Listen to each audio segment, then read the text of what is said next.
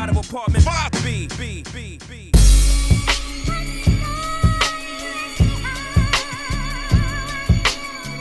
You're now tuned into the Apartment 5B podcast, where we chop it up about hip-hop, R&B, sports, love and life. Hosted by Kill.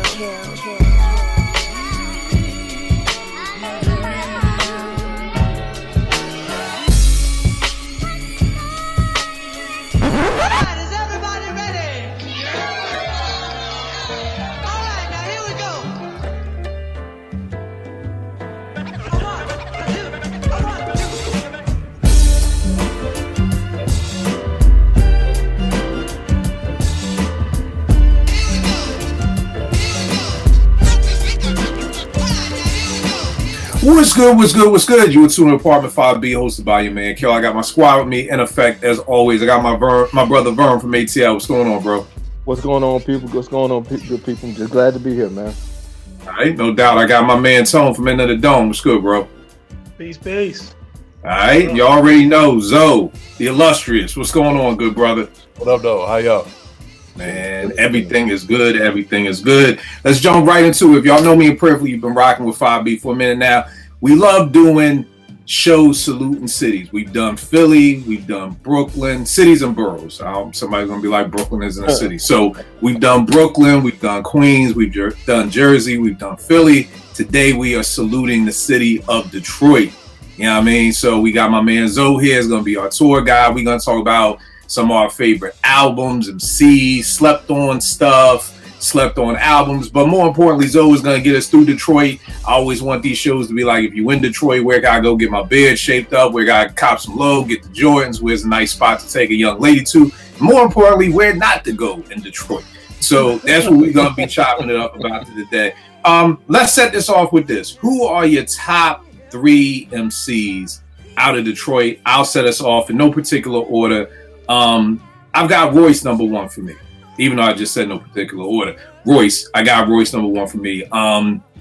First time I heard Royce probably was Boom with Premier, and I was just like, yo, this is crazy. The beat is dope. This MC is crazy. I think that's back when he was on Game Records back in those days. So it was like Royce was crazy. Albums like Rock City, Death is Certain, Layers. But I won't hold you. One of my beefs with Royce was like, I love the singles, but I never really loved the whole complete body of work. But then we got Book of Ryan. And Book of Ryan to me is just a phenomenal piece of work. That's a 5 mic classic to me. I'm going to talk about that a little later on, but that's just amazing to me. And then the other part was all those albums, I'd always be like, yo, Cream always laces him. Like everything that they would do together was just dope. And it was always like, yo, I remember always being like, man, they just need to do an album together. And then I'll never forget, I seen the video for Prime, and I was just like, yo, this is like one of those things, like we did a show albums that hip hop owes us. I felt like Prime was the type of group that hip hop owed us. I always wanted Nas and AZ to do an album together circa 95, 96. It's like, yo, that's what Prime was for me. So one of my, top MCs out of Detroit is definitely Royce. I think one of the dopest MCs, of course, Slaughterhouse. Just an incredible MC. Zoe, what about you, good brother? Who's one of your top MCs from the D? Royce, of course. Another one is, Elzhi is the obvious, but I'm gonna throw another one out there that most people don't know, and that's my man Finale. If y'all are familiar, Finale's a cat out of Detroit. I've known Finale, damn near 20 years now, and he's always been one of my top guys. Worked with him a couple times. I don't think we've had anything actually come out. But ironically enough, he hit me up just yesterday. I saw him at our show, me and Tall Black did a show at L Club. This was in July, and got to see him there, chopped it up real quick. And but he and I got kids that are damn near the same age. Like I think they're like a month and a half apart. And he hit me up yesterday out the blue. Was like, yo, man, I know y'all busy, man, but working on this project. And I'm like, man, say no more. So Finale's nice, man. Like he's and the thing about Detroit MCs, particularly around that era, like, the Royces and the L's and Finales and like One Below, those cats, like they're really particular with the placement of their words in the pocket. Like they're really, really particular. Elzhi is you know, you got that video where he's talking about the patterns. Like Detroit. That's a very Detroit thing. Royce does the same thing. M does the same thing. And it's like, you know, you matching up, you taking like 2 words and you got 20 lines ending in that same rhyme. Like it's mind blowing to me. Like I'm not an MC. I think, you know, we've all tried it like in high school. I thought I was, you know, all that shit. And then I'm still waiting for Burns demos. I'm still trying to get my hands on those joints. You know what I mean? Hey man, they still on that, man. I gotta get them converted. He said on that. Good Lord. Yeah, like those, like that's a really Detroit style to me. And Finale, like I can't even really describe it, but he's like it's just a very particular way of him rhyming. It's off, but it's on, and I don't mean that in like a JD sense. I mean it like in a you just have to hear it. Maybe I'll send you something. All right. After we finish. I was gonna say, is there a specific? Does he have like stuff out? Like, is there a good place if somebody wanted to learn about the boy? Is there a good album that you would suggest? Like, yo, get started with this joint, or does he have a band camp or something? He did a joint with a DJ called Spirit 1200. That's that album. Maybe in what was that, like 05 or 06? He did a joint with Jay, and the title of it escapes me right now. That's been happening a lot lately. I don't know if it's the edibles or if it's It's a mixture of both, good brother. Trust me, it's a mixture of both. But no, he's incredible, man. And even if you go on his Instagram page, which is Finale 313, like he usually, you know, even just on his way to work, like he'll just post something in the car with him, you know, just going in.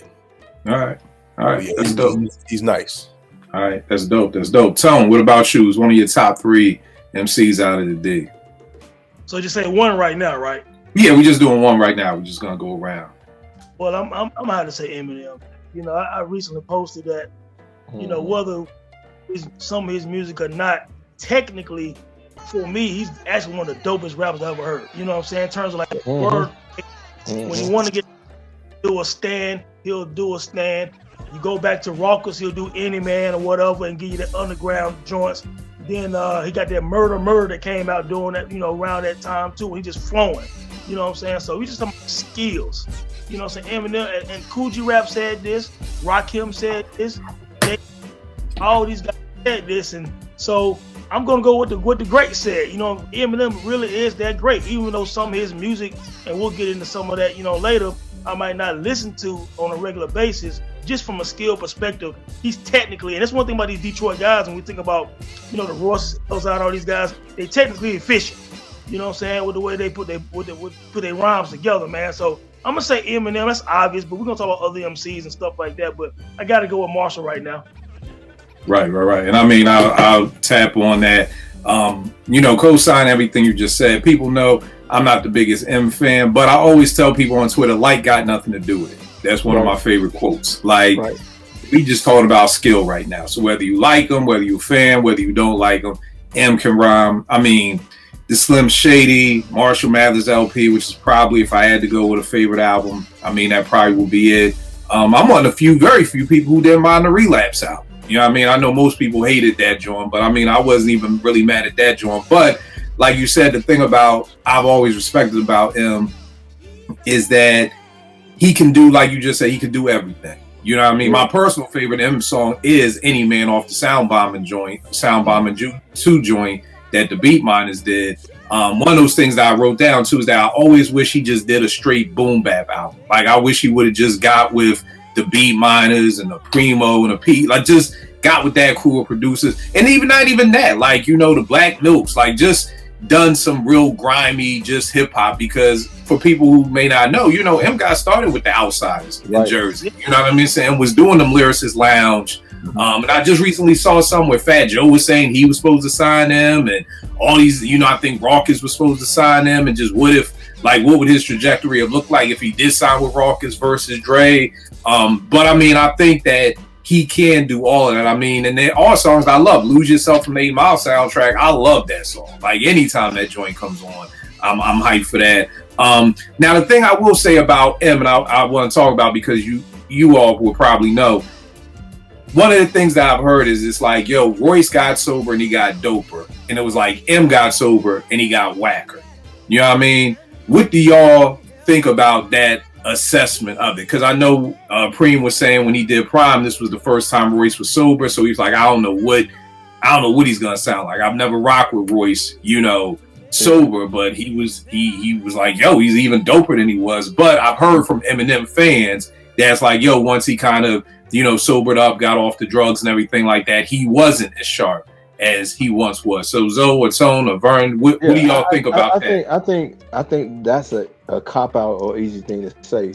Let me throw my hat in the ring in regards to, I think if you don't acknowledge the fact that M is a very skilled MC, it's partly because he's white. People love in hip hop love to act, that you a guest in the house.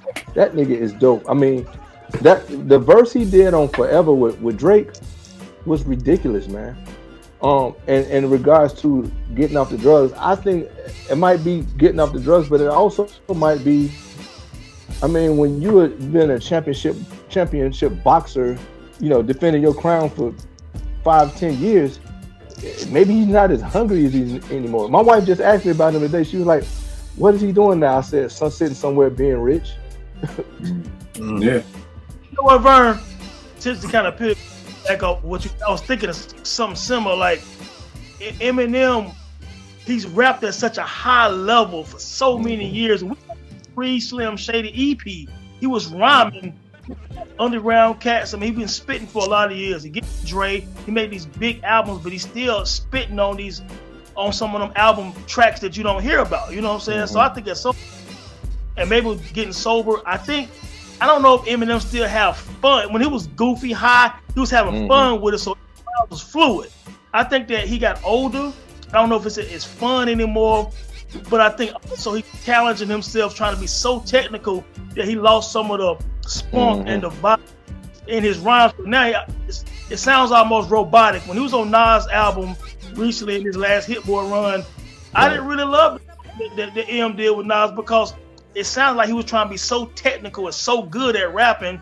He sounded like a robot. You know what I'm saying? Them don't sound as fluid as he used to be anymore. And I don't know if it's fun anymore to him. But he's still great. But he displayed it in such a technical way. I think he losing some of the vibe, man. I don't know.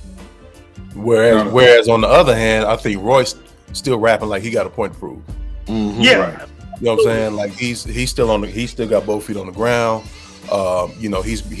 He's grown up. He's mature. Like Booker Ryan was a grown up ass album. Yeah. And he showed that in his rhymes. Like he still got stuff to talk about. He still has grown man shit that he wants to get off his chest. So, let me ask you a question. Huh? Oh, I ain't mean to cut you off, bro. I want to ask you a question. So, do you think that now with him being sober, his thoughts are just more clear? He's not just rhyming anymore. He's rhyming with more purpose, like the Book of Ryan, some personable songs now. From the outside looking in, I would say so. I think he's a little bit more focused, and that's shown. Like it's shown a lot, and it's something that the four of us as grown ass adults can listen to, understand, take in, and relate to, and really enjoy. That being this part of hip hop, to where it's growing with us. Right. One of the things too, Vern, that you said about M being white, I do think that plays a part, but I think it's almost just like similar to the boy who's beefing with, the sports analyst about the Cowboys, like, yo, keep that same energy for everybody else. Like, nigga, you play for the Cowboys. Like, nigga, the spotlight is on you. If you don't want the spotlight on you, go play somewhere, go play somewhere else. Like, you know what I mean? Like, if you play for the Lakers, spotlight's on you. You don't want the spotlight, go play for the Thunder out in Oklahoma City. So I feel like the thing is like you said, a lot of people hate on him because he's white. But then I think the flip of it is too, I've always said if M was black, he'd be Royce. You know what I mean? So it's almost like, you know, the white can help, but the white can hurt too. You know, the Cowboys can help, playing for the Cowboys can hurt too. So it's kind of, but I do agree with you because I do think that, you know, it's this whole, you know, he can't be nice because he's white. And it's like, again, I've never been of that mindset that white folk are guests in hip hop. You know, if you love there's a lot of black folk who are more guests in hip hop than I know some white folk who, you know what I mean? So I've never looked at it from the race perspective. But I mean, like I said, people get caught up, especially on social media, about what they like and who they like. Where I'm like got nothing to do with it. Like, I don't like Floyd Mayweather. I wouldn't want to hang out with that nigga. He seems like an asshole, but the nigga's nice. Like, you know, we got to get past this, oh, I don't like you, so then you're whack, or I like you, so then you're dope. Who you going to say, Tom? And real talk, Eminem love hip-hop. You know what I'm saying? All that shit with, you know, the Slim Shady, little goofy MTV singles and all that. That's all for that's business. But Eminem is an MC. He loves hip hop. He respects hip hop. He respects the founders, the foundation. I mean, even on a local level in Detroit, if I'm not mistaken, it was times he brought Trick and them on stage with him. You know what I'm saying? Did songs with underground cats in Detroit after he blew. You know what I'm saying? He was too big for hip hop, too big for Detroit. The shit he did for 8 Mile, having all these guys in them ciphers and stuff at the end, rhyming and the extra footage and stuff like that. Them all cats from Detroit. He was giving them shine, showing them love on 8 Mile. So Eminem really loves the culture, man, and he does get a bad rap sometimes, man. So even though some of his music I might not like, I'm gonna respect as an MC and respect the fact that he respects hip hop. Listen to what he said on the Rock and Roll Hall of Fame introduction. He name checked all kind of true MCs. So that goes to your point, Tom. No, he loves hip hop. He always talks about Trice and Master A, AZ. I mean, matter of fact, on Infinite, his first album, he sound like AZ. You know what I'm saying? He respects all these guys, man, and showed them guys nothing but respect. He loves Trice. He always talk about Yoke the Joke. He can recite the whole song. He's a big by nature fan. Like I said, that's just the name of a few people that he really, really respect, man. But yeah, man, I gotta give him love, man, for real. All right. So how do you feel like Detroit, M in his heyday, like M at his highest point? How did Detroit welcome him? Like, will receive him? Were they like, yo, we proud, or was it more like, oh, you know, whatever type thing? Yeah, nah, niggas at the crib fuck with him. Okay. Niggas at the crib fuck with him. And you know, it really wasn't until like later on, you know, when he really blew, like when he really just got, you know, just ridiculously huge after what was that? What tour was that? Was that like Up in Smoke or something like that around that time? Maybe 01? Probably the Up in Smoke, John. Well, then it became, you know, he wasn't reaching back and, you know, that type of thing. But overall, like, you know, niggas at the crib fuck with him. For sure. All right.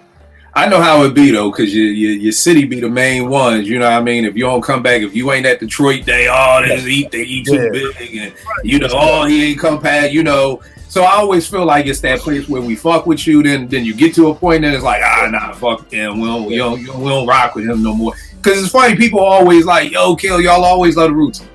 Philly really didn't love the Roots like that, right? Until about, you know, You Got Me. You know what I mean? Because it was always, y'all don't shoot your videos in Philly. Y'all really don't represent Philly. Like that whole, you know, I shall proceed. Like Philly is much more state property than it is anything of the Roots. So a lot of people in Philly, you know, now it's cool to be like, oh, the Roots. It wasn't like that, you know, back in 93 and 94. It was like, you know, these dudes outside on South Street, you know, beating cans and freestyling. You know what I mean? So it really wasn't until after like You Got Me and Things Fall Apart that it was really like, okay, you know, the Roots is cool. You know what I mean? So I always just wonder about how people take, how they take to the MCs. Eddie, what's going on, brother? What's good, man? Sorry, man, I had some technical difficulties. Oh, it's all good, bro. It's all good. Who's one of your top 3 MCs out of the D? I gotta go with Elzhi, man. Elzhi, like, I think when I first heard him was was it the Trinity album, Slum Village, Trinity Past Present? That was after Dilla left. So then he joined Botin and T3.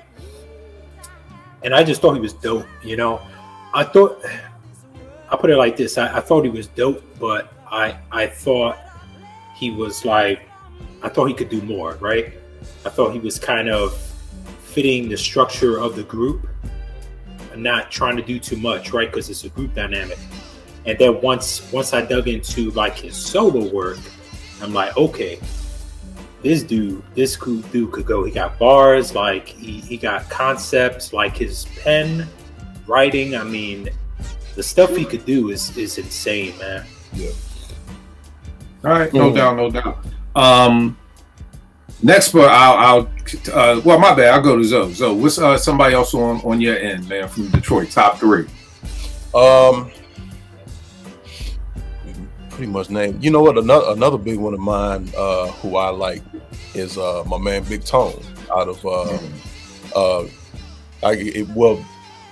I think he was introduced pretty much to the world on Welcome to Detroit as what was his? It was he and Lax. Hodgepodge was his, but it was him. It was a cat named 87 who's also super dope. There's another cat named Loose Cannon out of a group called Wasted Youth. And Tone is bananas, man, because he not only rhymes but he produces as well. So he's nice on both sides. And you know, these are dudes who I was meeting after I graduated college, because I missed the hip hop shop days from, like, you know, the mid 90s to mid to late 90s because I was at school. I was away at school, and then coming back home in like 01, you know, that's when I got to kind of meet everybody. And Tone was one of them, and he and I still good to this day. Real dope cat, you know, family man now. Like it's crazy to kind of watch hip hop grow up, you know what I mean? Right. But Tone is another dude, just super technical, you know, ill analogies, dope concepts, same type of thing. I mean, you know, that whole collective during that time was just razor sharp. 87, you know, his group mate was equally as sharp. Like these dudes are cutting heads, you know what I mean? So, but yeah, Big Tone is another favorite of mine. All right, Tone, who you got up next? I'm gonna go back to Roy. I said Eminem first. I'm gonna go back to Roy. Real quick and say this, man. I remember hearing Royce way back. He had this joint, I think King of Kings or something like that. He was rhyming like he was Jesus, you know what I'm saying? From that perspective. But I'm gonna tell you, I always said that he rapped like it's easy. You know, you think of the Most Def guys and the Pharoah Month, some of these guys that rapping is Andre 3000 fun, it's easy, it's nothing. And Royce, to me, even when he was drunk, he admitted, you know, he was drunk back in the day, it still seemed kind of easy to him, but now that he's even more focused, it's just like it's poetic, you know what I'm saying? So rapping to Royce the 5'9", I mean, he's born to rap, man. He's just one of them guys, man, and he can rhyme up, for me, any kind of beat. He always sounds smooth. Voice is smooth, real calm on the mic. You know what I'm saying? Just he can craft songs, he can craft albums, and I know we're gonna get into albums in a few minutes, man. But he's really one of my more favorite MCs, man. You know what I'm saying? Over the years, man, he's really delivered. Yeah, he's a professional, man, a professional MC, bro.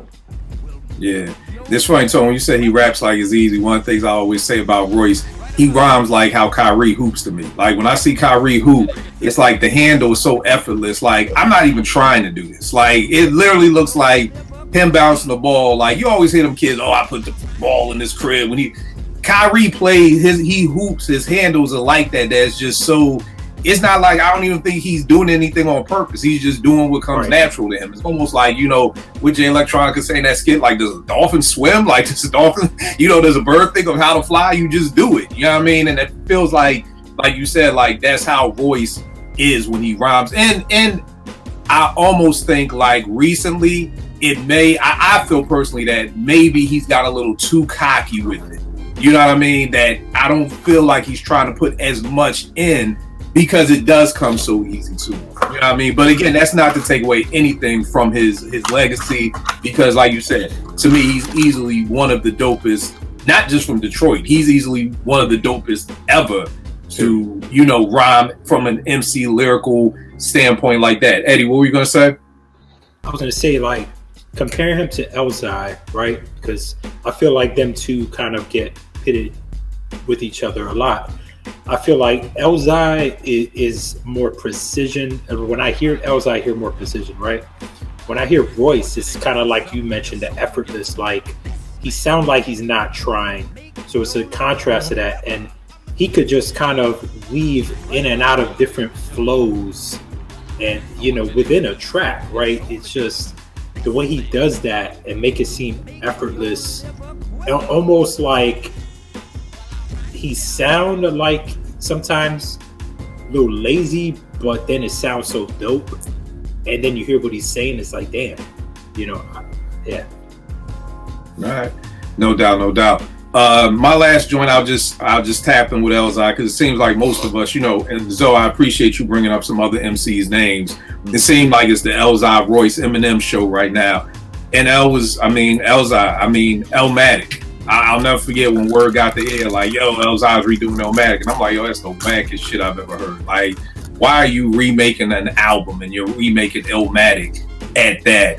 But then when I heard it, it was like, yo, this is a beautiful piece of music. You know what I mean? I think a huge piece of that goes to Will Sessions, the band, because I think that played a huge part in making Elmatic what it is. And it wasn't just, him rhyming over the instrumentals or, producers recreating the beats. I felt like Will Sessions just added so much to that. But I mean, the preface, I love Lead Poisoning. Even the joint he just dropped with Georgia Ann Muldrow was dope.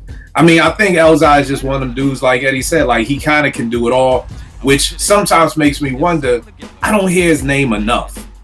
Hey, did you hear the joint he did with Crisis? My man Crisis down here in North Carolina. Yeah, crazy. Yeah, it's crazy, but I don't feel like his name gets mentioned enough for what he is, for how dope he is. And what do y'all think that could be attributed to, Vern? I think he's not. I love him, but I don't think he's commercial enough. So the average Joe really don't, and they know who Elzhi is, but I don't think he's got enough, regular guy notoriety for you to hear his name mentioned a lot. I love the joint he did with Little Brother, that Where You Gonna Hide? Killed it. Hiding Place. Yeah. Hiding Place. Murdered. I think the thing too with L can be, because I heard commercial, he's not commercialized enough, and I wonder if in 2023 you even have to be commercial anymore. You know what I mean? Because I gotta be visible. I think it's more visible because you think about Griselda, they're not commercial, but they're everywhere. I feel like I hear Boldy James's name more than I hear Elzhi, which then led me to think about who you're down with through association. Right. So I think for me, I think with Elzhi, for me at least, I think he's kind of like the lone dude who's just out on the block. He Bodie in season 4 of The Wire, where it's like, Marlo pressing him, ain't no Barksdales out here no more. I feel like Elzhi just standing on the corner by himself, trying to hold down the whole block, whereas, Boldy got Griselda, and, Royce is down with Slaughterhouse, and you got the M, like all these other people to some extent are down with a crew. And sometimes not being down with a crew can actually hurt because, like you said, the visibility just isn't there the way that it could be. I mean, I think the first time I heard Boldy was the joint with Alchemist. It was like my first something. I forgot the name of it. But that joint with Alchemist, exactly. But Alchemist is a cosign. That's a huge cosign at that time. You know what I mean? So it's like, that's what got me to listen to Boldy. You know what I mean? Which I actually love that album too. So I think that's the thing for me, at least, that I just feel like he's not associated with enough big names. So he's just lost in the sauce right now, like of all the people that are going on. But also too, like, we're in the age of information, like I always say on Twitter, and you can promote yourself more too. So if you kind of want to be low key, you can be low key. But Elzhi can push himself as far as like building his brand more on his own as well. I mean, it's good to have a cosign, no doubt. But like, I never see him like, does he tweet? Is he on IG? Does he do anything? He ain't doing that. Hey, so one thing, because I'm a fan of Elzhi, but I pay attention, right? the album you mentioned, Kill, right? The Lead Poison. What was I think it was the second track. He said, "This is the intro worded for those who are introverted." He's telling you he's an introvert, like in his music, and so that's his personality, right? So yeah, he loves. You could tell he loves the culture. He loves hip hop, but he's also an introvert, which probably hurts him in that aspect. But he's still sharpening his skills. He just don't have that visibility like that as a result. It's a tough balance, because I mean, even like if I wasn't an artist, I wouldn't even be on social media like that at all. Like, I have to kind of force myself, and I feel like I overdo it, because when I get on social media, I just promote, you know, shows, out, whatever. But you know, it's some of us who just don't like to do it, don't do it.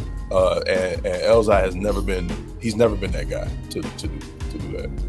That's a good point. Eddie. And I think, like you said, Zoe, that's the hard part. But I feel like that's where then you got to get somebody on your team. Like, you know what I mean? Because it's the gift and the curse. Back in the 90s when I was at 889, ain't no rappers ever called me to play their shit. They promo departments from the labels was calling me to play their shit. Those are the people I have relationships with if I needed favors from record labels or whatever like that.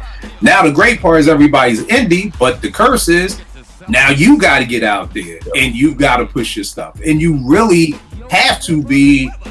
It's hard to just, like you said, Zoe, just promote, because then people don't ever get a chance to know you.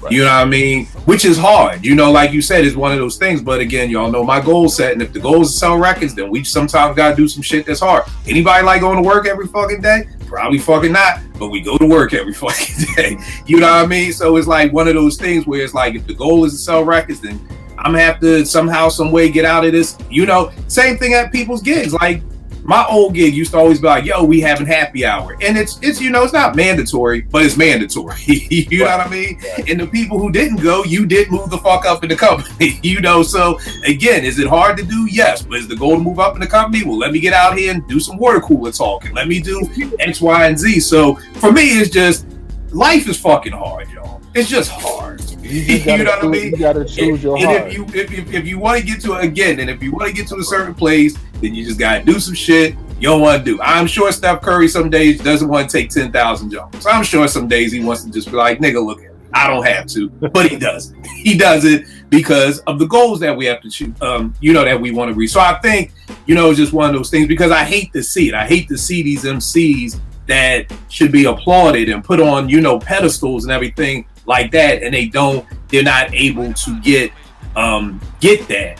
But again, I hear you loud and clear, Eddie, that I'm very much outside person, so it's much easier for me to interact with people, and I understand that everybody isn't like that. So, but prayerfully, I really want these incredible MCs and producers and these people that we love to get their props before they die. I feel like that's the thing. Like, God forbid something happens tomorrow. It's like, oh, Elzhi, the illest ever. This was da-da-da-da-da. And it's like, yo, bro, where's that energy right now that he's alive? You know what I mean? I'm thankful that for most of these MCs who do pass away, I could be like, yo, y'all can check the receipts. I've been talking about the Fat Boy since day one. I've been talking about Houdini since day one. Like, it's not like, oh, snap. Rest in peace today. Mark the 45 King passed away. Like, King, it's crazy. Yeah. You know what I mean? So it's just one of those things that I don't want this. It becomes this thing where it's like, you're the most incredible thing since sliced bread when you're dead, but when you're alive, it's kind of like, Elzhi, he all right. You know what I mean? Tone, you gonna say something? It's funny where you taking this right now. I mean, think about Common got a song on the Soul in the Hole soundtrack that came out back in the day. The Soul in the Hole soundtrack, one of my favorite. Crazy. And it's a dope movie. If people haven't seen the movie Soul in the Hole about Ed Booger Smith out in Brooklyn, very, very, very dope movie. Very dope soundtrack. But Common song is called Great Expectations.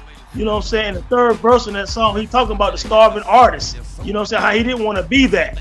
And it came out during the same time One Day It All Makes Sense come out. After that, Common ended up blowing up. But he was coming from that perspective of, he didn't want to be starving artist. You know what I'm saying? So trying to find the balance of still being pure in the culture, but still trying to pop off a little bit. You know what I'm saying? Because you want to pop off. some. Right. You want to eat from your label. You know what I'm saying? So, but yeah. Quick question, though, are we also gonna talk about some slept on MCs?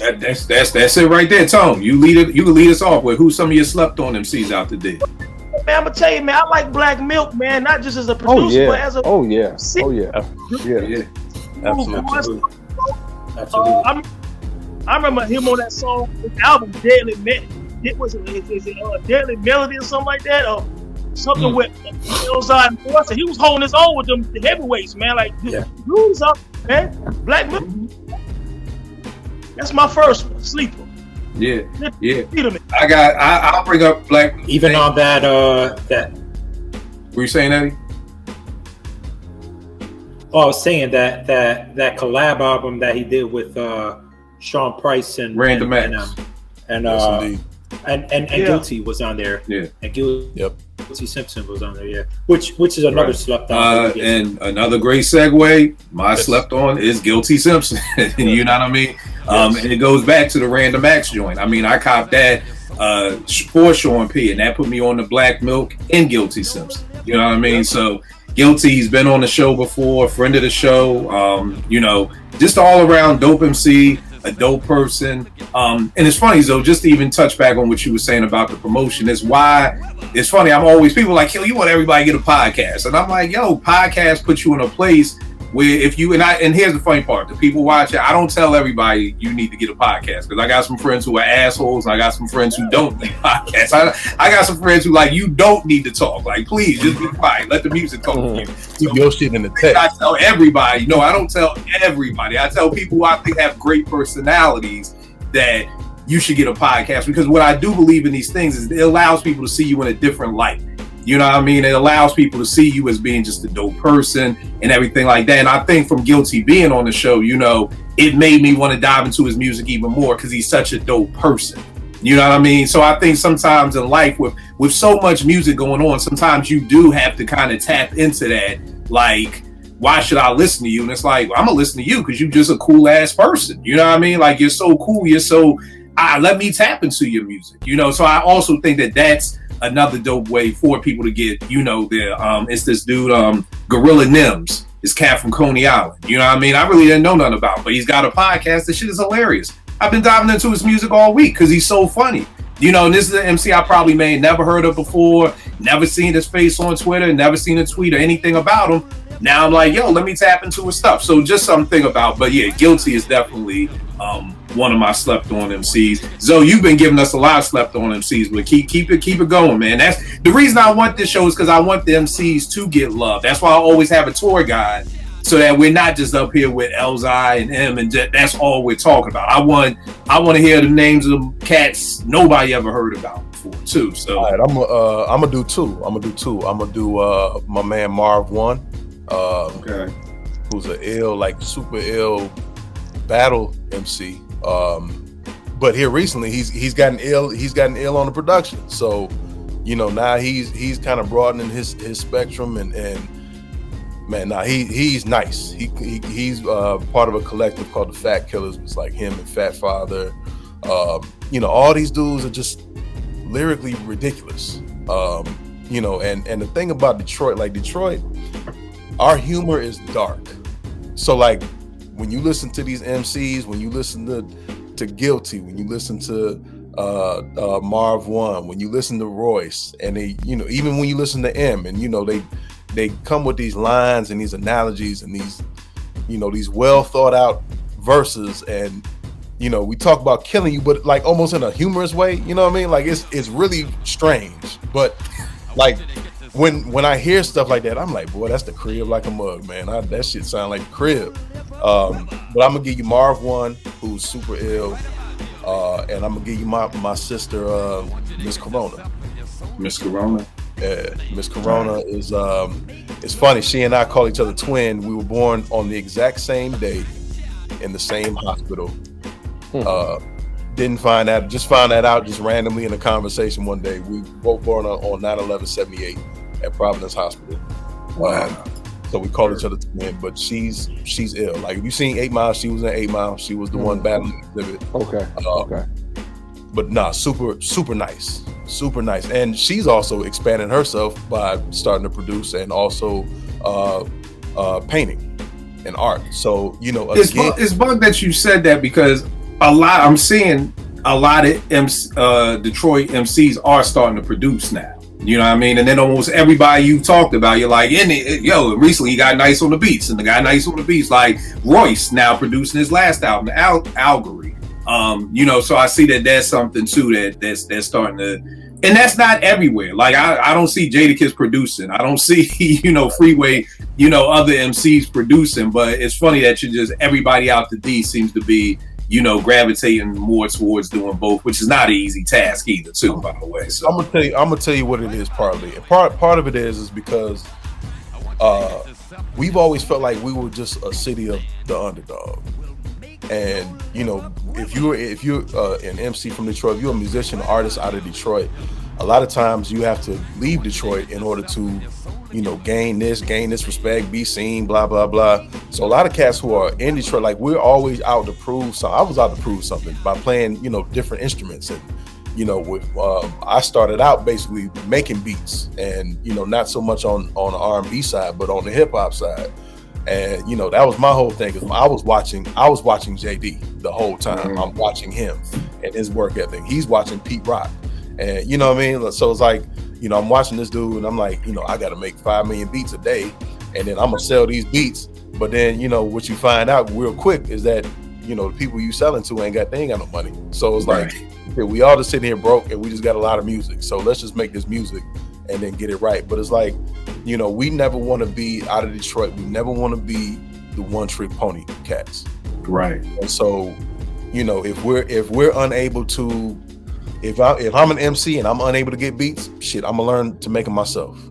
Right. And I think that's what Marv did. That's what Corona started doing. It's like, yo, you know, I'm not, you know, either getting the beats that I want, or somebody just passed me a NPC. I mean, shit, that's what Amp Fiddler did with JD. With Dilla.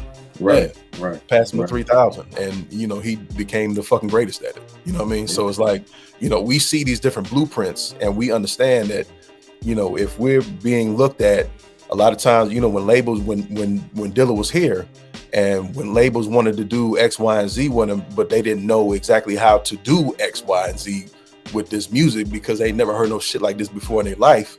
It's like, okay, well, let me do it myself, and let me do, you know, 3 things at one time. And that's why, you know, Detroit is a hustling ass city, bro. Like, there's a company at the crib called Detroit Hustles Harder, and that's the truest shit I've ever heard in my entire life. And you know, that it's a great thing, but sometimes, you know, it's a not so great thing. Like when you try to go back home and do a show, and motherfuckers trying to charge you for the spot. It's like, yo, man, like, come on, man. Like, we go on tour all over the world and we not getting charged. So it's like Detroit hustles harder and all the time. Yeah, that's dope. Eddie, who's slept on MC on your plate, bro?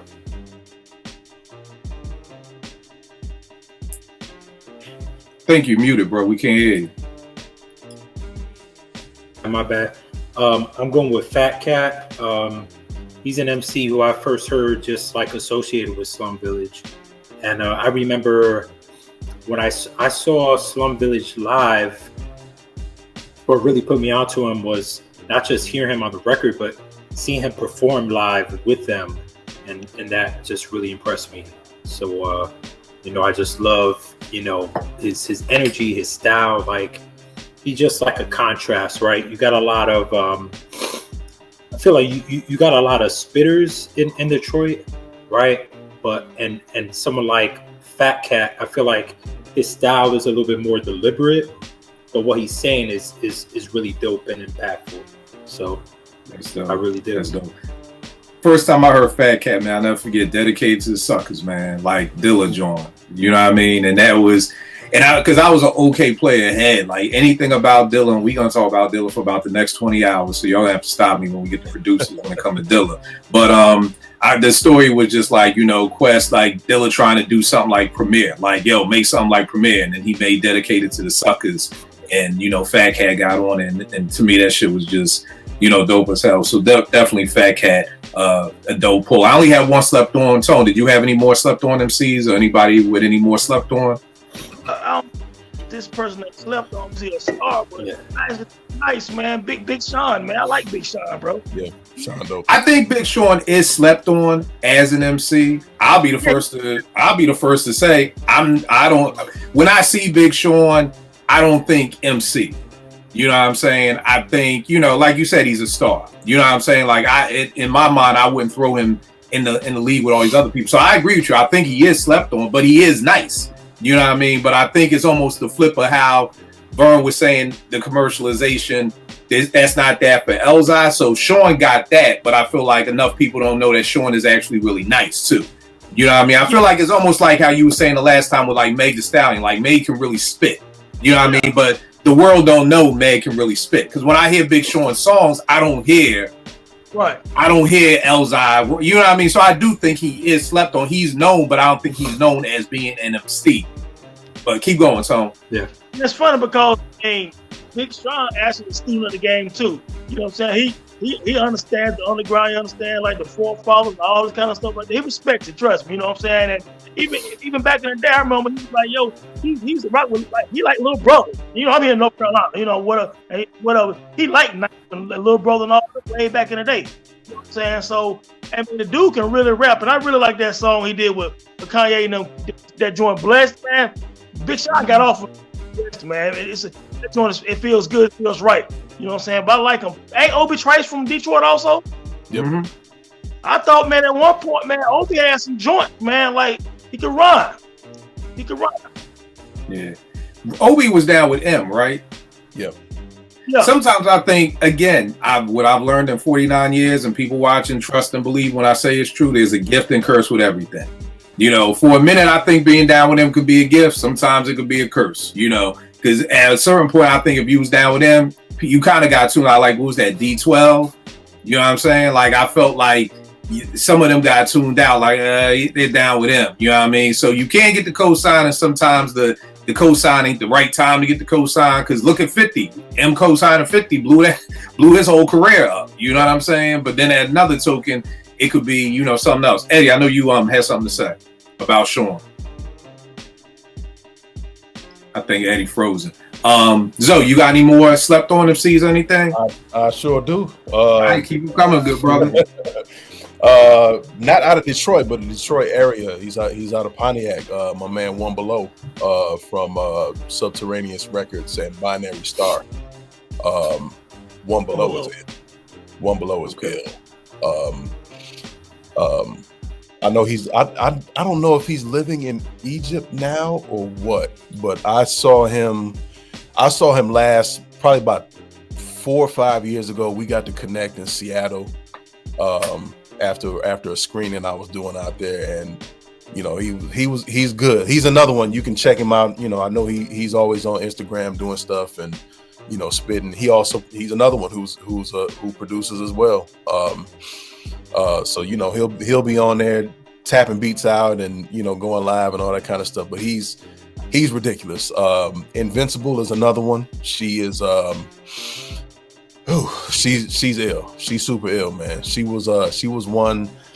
I think I heard of Invincible through a group called the Athletic Mic League. She was on one of their songs on the first Athletic Mic League. It's a dope first album. Like if are y'all familiar with 14KT? The producer. I'm not. He's out of Athletic Mic League. My man Buff One is an MC out of Athletic Mic League, and probably the most known member of Athletic Mic League was a cat named DJ Haircut, aka Mayor Hawthorne, who was Mayor White Boy Mayor Hawthorne. Indeed. Okay, Yep. yeah. And his name was DJ Haircut. DJ Haircut. Yep. Yo, Mayor got some dope shit, especially with Jake One when they do their tuxedo shit. So crazy shit. My first ever website, he did it. Wow, that's crazy. I didn't know this from today. Yeah, Athletic Mic League is right outside. Ann Arbor. They from Ann Arbor. Okay, Ann Arbor. But I first heard of Invincible through them. I think she was on a song on their album called Sweats and Kicks, which is their first album. They had a second album called Jungle Jim Jungle, which is dope. Came out in 2004 on Barack Records, actually, the label that Slum Village was signed to. But Vince is crazy, man. I had another one and I forgot it. but this is just the land of MCs, man. Like I feel like Detroit and Philly can kind of do like that. Yeah, I kind of feel like that. You know what I mean? Bro, I was about to say the same thing. Like I know Kiss said, like, yo, Philly got I done been around the world. Philly got the best MCs. I'll take that. But like you said, to me, it's like Detroit too, because y'all got some powerhouses too, man. Y'all got some. I mean, again, hell, Royce, L, and M. You talking about three of the dopest MCs again ever, not just out the D. You know what I mean? But ever, especially because I like to do things on Twitter like post 2000 or post 95. Because I feel like if you go before that, you're gonna get mixed in with the Bigs and the Rakims and but like post 2000, man. Y'all got some heavy hitters, coming up over there and everything like that. Bro, what's going on, good brother? Sorry for being late, man. What's up, bro? Y'all? Let me explain something to you. I watched Mad Fafa. Everybody's leaving the show. They said Mad will be like, yo, y'all fucking late. They said, we ain't getting paid. How the fuck you gonna say we late? You ain't gotta apologize for being late, bro, because I ain't paying you, man. I appreciate you doing up. So you ain't gotta apologize for being late. Give me this. Give me your top 3 MCs out the D, man. Top 3 out of Detroit. Hold on. Man, I had it written down. I got Royce. I got Royce, M, and Elzhi. Yeah. Yep. Yeah. That was our top 3. Like we've been building on them all night, just talking about how at a certain point, it ain't even about Detroit with these 3 brothers. It's just they dope as shit. Give me this. What are your favorite projects from each of them? Or if you had to like school somebody on like each one of them, where would you tell them to get started at? With Royce, I would a complete project. I would go to Book of Ryan. That's just a complete project where he shows more than just like that he can spit. You know what I'm saying? It's like really good songs and concepts on that album. For M, I would go a little like earlier, probably Marshall Mathers LP, probably the best one for me with M. But if a person don't know about Eminem, it's like, damn, like where you been? You know what I mean? And for Elzhi, for me, I would go Elmatic. He just went crazy on that, and that's a project that could have been trash or could have been something that we didn't like the risk. That project, it could have ended his career. Very much so. It could have ended his career. That was a hell of a gamble that he took with that. Gamble. That was a gamble, and he approached it the right way, and it turned out. And this is coming from a diehard Nas fan. It turned out really, really good. You know what I mean? So those would be the 3 I would do for those. All right. Any slept on producers for you? Producers? I mean, I'm sorry. Slept on MCs. I'm sorry. Okay, so I have, I think back in the day, I think MC Breed, I liked MC Breed back in the day when I was a young boy. MC Breed was cool. Yeah, I mean, I didn't even really know he was from Detroit. Like, I thought he was like from the West Coast. You know what I mean? He's from Flint. He's from Flint. Flint, Yeah. okay. So does that count? Because I got another one. He's from Michigan, not necessarily Detroit. Let's show them all up. We gonna break our Philly rule, because if y'all know about Philly, nigga, if you ain't from Philly, we gonna tell you ain't from Philly. Like Kobe, God bless the dead, one of the greatest basketball players ever. We do not claim him. That nigga's from Lower Merion. Love him to death. God bless the dead. He's not from Philly, but for this show, to show love to all these people, we gonna step outside the Detroit radius. Who else you got, bro? This is one of my personal favorites. I've listened to a long time. Puts out really quality projects, but kind of under the radar. His name is Willie the Kid. He's from Grand Rapids, Michigan. He's nice. Like, trust me, if you go and look up his discography and just play the album Aquamarine. If that's where I will put you at right there, and just listen to it. It's fire. Like, he started with DJ Drama, I guess, and kind of ventured out from that. But yeah, Willie the Kid is nice, bro. He's from Grand Rapids, Michigan. All right. No doubt. It's funny. Somebody just the other day on Twitter said something to me like, yo, Kill, I don't care what you say. MC Brains was a dope MC. And I was like, my God, you like, what are you smoking? I'm about to get you tested at your job. And everybody laugh and everything. And then my homegirl was like, yo, I really think he meant to say MC Breed. And he was like, oh, yeah, MC Breed. I'm like, nigga, there's a big ass difference between MC Brains and MC Breed. Like, bro, you know, and he told me, he was like, look, bro, I had a couple of, I've been smoking a little, you know what I mean, had some edibles. I'm like, I get it, bro, but be responsible. Don't tweet, don't hide and tweet. The big ass difference between MC Brains. I'm like, Oochie Coochie, this nigga? Like, all right, cool. Yeah. Now, like, if you drop a record and it starts off with "To the Beat, y'all," like it's gonna the whole spot go up. Yep. Right. But nah, Breed was always dope, especially with You Gotta Get Yours with Pac. That's why I thought he was from the West Coast too. Classic joint right there. What'd you say? Ain't no future in the front. That's ain't no future in the front. Yeah.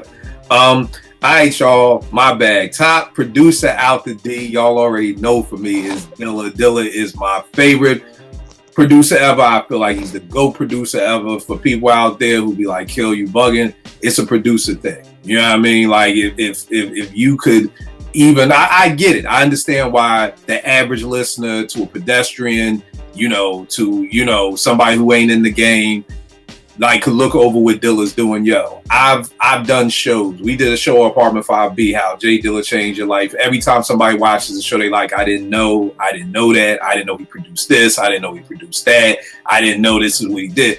Like, again, we at 889, we used to do this thing, Milk Crates. My OG, a kid called Roots, put me on. So we play the original sample and play who used it. And this was in 93. This is before everybody else was doing it. Kid called Roots had that. I always tell people, Dilla and Premier are the two producers who you cannot just put down the needle on a record and just hear what they did with it.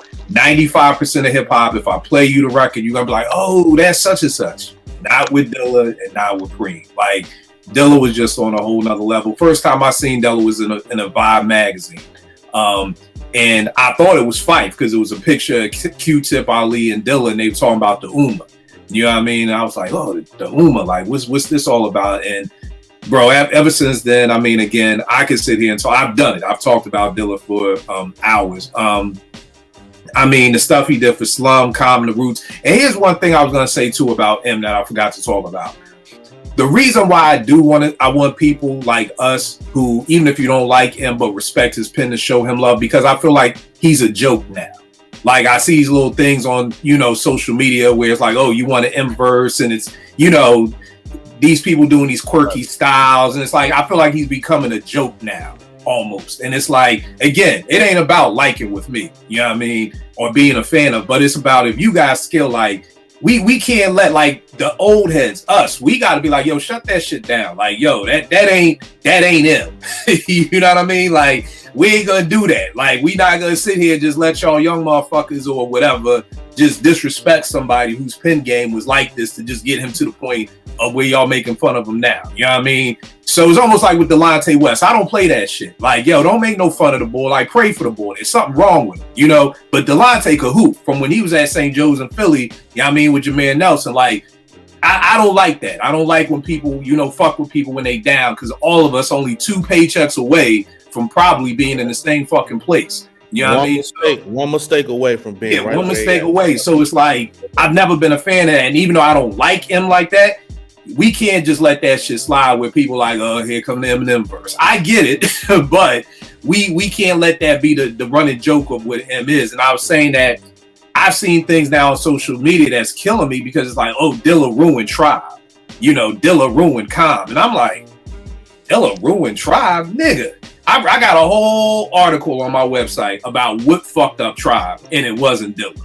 You know what I mean? It wasn't Dilla. You know what I mean? Dilla gave them boys some of their highest moments for their last 2 albums. That Find a Way, yo, Tribe was dead in the water without that Find a Way joint. You know what I mean? And even on Beats Rhymes of Life, Get a Hold, some of them joints is the reason. Tribe was going through their own internal divorce You know what I mean? And that's almost like saying, "Oh, the kids made them get a divorce." The kids ain't have shit to do with why your mom and pop got a divorce. Don't blame the shit on us. The kids looking like, "Nigga, it ain't us. You mean we did something?" Nah, that's on. So that I even seen somebody saying Dilla ruined calm with like Water for Chocolate. And I'm like, yo, we really doing this now? Like Dilla ruined. I'm like, if anything, Dilla gave Calm his biggest moment. The Light is Calm's biggest hit. Without crossing over, that beat hard as hell. Them Detroit Emerald drums, like, you know, that Bobby Caldwell, like, come on, man. So again, you know, I just don't like that whole, you know, Dilla ruined this, X, Y, and Z. Not to mention, you want to talk about another MC bouncing back? Yo, that Built for Cuban Links too. That House of Flying Daggers. Everybody thought that was RZA. That was Dilla. Man. That was Dilla. You know what I mean? People forget right now, Dead in the Water. Dead in the Water. Okay, before that Cuban Links 2 came out. I know we all love Right Now in the Snow Beach. Let's keep it a buck. He was dead in the water. But that Flying Daggers. Off of Immobility. Yeah, I think it was like maybe he even had another one before. But it's so bad that you don't even fucking remember if there was one before, you know? And to me, he gave him something. I mean, 10 bricks? That shit Dilla did 10 bricks? Ugly. And the A-Side Jones, John? Come on, stop, y'all. So we're going to stop with this Dilla ruin people. We really need to talk about Dilla breathing life back into people. I ain't saying he breathed life back into Calm, because One Day It'll All Make Sense is probably my favorite Calm album. You know what I mean? But if we talking about what took Calm to another level of tone, what you was just saying, not wanting to be a starving artist, The Light is really what kept Calm from being another starving artist. You know what I mean? So I'll be quiet because I could be here all day talking about Dilla. You know, what you say, Tom? To me, what's so impressive about Dilla is obviously he has his own style, but he can do everybody's style just like Dilla. Like you said, he can do the stakes is high, the Once Again, but then do the 10 bricks, but then do some shit for Erykah Badu. You know what I'm saying? Like, man, he like I was in the studio with a lot of like a year ago, and I was talking about Dilla, and everybody was like, "Dude was an alien, man." Period. Way he fucking beats is it's just different than what everybody else do. Bro, here's the thing. You talking about doing different styles. When Jay, because I had this mixtape called J Dilla versus JD, because I feel like they're two different people. You know what I mean? Because when JD was out, my knock on him was like, oh, that's cool. You can do them beats for all them Peace people and the Roots and the Incense people and Calm and all them niggas. But can you do some shit over here for Ghost and Ray and niggas like that? Then Dilla popped up and it was like, yeah, nigga, I can do stuff for all those people. When JD came in, I never forget, I heard the Erykah Badu, for her first album, they sent 889 sent a sampler, and I was like, oh, Dilla getting that R&B money. That's what's up. And then I get the album, I see produced by A Touch of Jazz. I'm like, God damn, y'all just bit everything Dilla did to the core. Like, yo, Word is Born of Jesus, Jazzy Jeff, Dre and Vidal, all them Touch of Jazz people, like 10% of your tithes and offerings really need to go to Dilla's family, because y'all bit everything JD did down to the bone. Musics, Just Friends, all of that stuff is all reminiscent of JD. And I loved it because I almost felt like he was like, yo, y'all can keep that shit. I'm going to go over here, become Dilla, and do some donut shit and fuck all y'all heads up. You know what I mean? And I don't know any other producer. We said? That's when he did the rough draft shit. Right. And I don't know any other producer who could be like, yo, straight up and down, me, myself. Not Timbaland and Danger, not Timbaland and somebody else. But me, myself, I'm going to switch my whole style. And y'all going to bite that shit too. You know what I mean? But, Zoe, who's your dopest producer out the D, man? Well, Dilla, that's my favorite all time. Like, it's the three for me is he and Pete Rock and Primo. But out of Detroit, I'm gonna say Denine Porter. Very slept on. That was one of my slept ons. Denine. Denine crazy. Denine crazy. He was nasty. Yeah, man. Nah, he another one. Like he hears shit differently. And even like the little project he did where he was taking Robert Glasper's album and chopping that up into like, what the fuck are you doing? Like, it's I apologize. He had something taking Robert Glasper stuff. Oh, say less. This was maybe a decade or so ago. I think. Say less. He's so underrated. Oh, too, man. Yeah. Like he's another. Like we were all watching Jay, man. Like we were all watching Jay and seeing, this dude. I mean, this dude is arguably the most versatile producer outside of like Quincy Jones. You know what I mean? And this dude he's doing shit for Frankendank and doing it for Common and doing it for Badu and doing it for Lucy Pearl and remixes that sound better than the originals and all that type of stuff. And we watching this shit, it's like, yo, okay, all right, so we gotta have the hard hip hop shit over here, but then over here we can turn around and do a slow jam. Like that's Denine. He's same shit. Like What you say, Tom? I was gonna ask Zoe a question, or anyone also. Did Dilla do "Got Till It's Gone" for Janet Jackson? That's the I believe he did. I believe Jimmy Jam and Terry Lewis kind of jacked it from him, and then where they did JD's revenge joint or whatever like that. Because and here's the thing: if he didn't, then Jimmy Jam and Terry Lewis bit the shit out of that. Because I will never forget the time I heard that, and I was like, again, Dilla getting that R&B money. So I think it was one of those things. Then Tip, the Uma, everything like that. That I think that was the joint. And then Jimmy Jam and Terry Lewis kind of put their name on it, and that's when they gave him kind of like the almost similar to the Puff joint. How Puff was like, Pete was like, he did Juicy. Niggas came to the crib, heard Juicy. Then they used it, and then Puffy gave Pete Rock a remix to it, almost like, all right, I'm gonna throw you something over here because we did Jackie type thing. You know what I mean? Between folks biting Dilla and folks biting Timberland in the late '90s, like that. Bro, it was. And the thing about it wasn't just hip hop. It was every genre. It was gospel. It was R&B. It was hip hop. Like everybody had them drums like Timberland. Everybody had them bass tones like Dilla.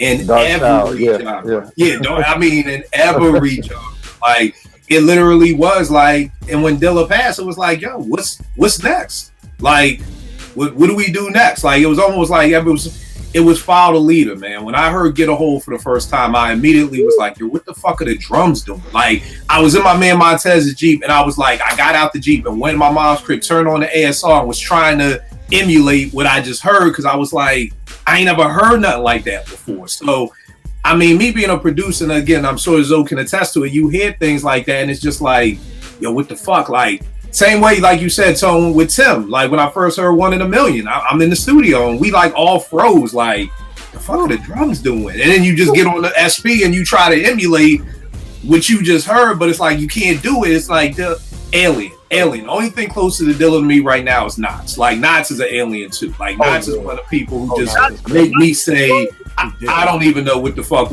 I'll battle anybody, but nigga, I'm getting knocked the fuck out by Knots, because Knots is just on some old next level crazy shit. He's really the closest thing that I've heard from Dilla since. Eddie, what were you gonna say? I was gonna say something about Zoe's step down producer, whatever. Like, I know Denine Porter, like the shit he's done with Pharoah Monch, like that just really kind of put me on. Like he gave Pharoah some heat, man. Yeah. Yep. All right, Tone, who's your number one producer out the D, man? My number one producer out the D? Yeah. It's Jay Dilla, that don't ask that. That you can't. That I mean. Let me give you. I'm just getting. I don't want to Brody the Dilla parade. You know what I mean? I want to give everybody a chance to jump in. Let me say this.